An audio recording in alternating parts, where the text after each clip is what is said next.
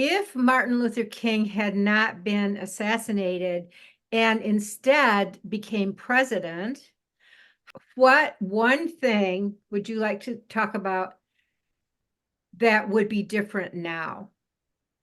Americans' defense spending.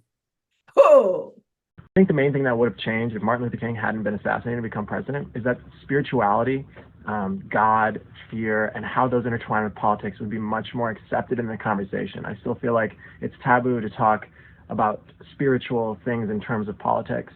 And I think that he was a great example of somebody who united those forces, as does Marianne, which is why I'm really excited to talk to her.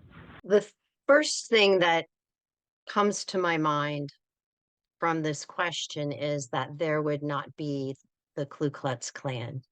First and foremost in my mind, what came to my mind was reparations. They were the serious considerations for getting reparations. He'd be driving that.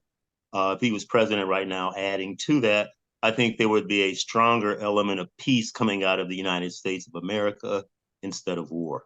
Well, what comes to mind is I think I remember Martin Luther King being someone who was empowering individuals. So I think the one thing that would make that he would have made the difference as president is people having more hope in themselves and hope in terms of the contribution they could make to society.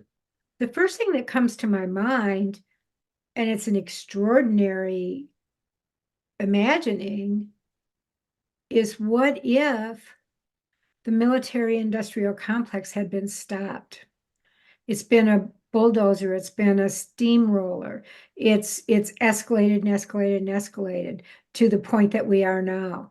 But what if that military-industrial complex had been thwarted and eliminated? If Dr. Martin Luther King were president of the United States, I feel that the way people think and live on a day-to-day basis would be more on a conscious level in terms of how we look at each other.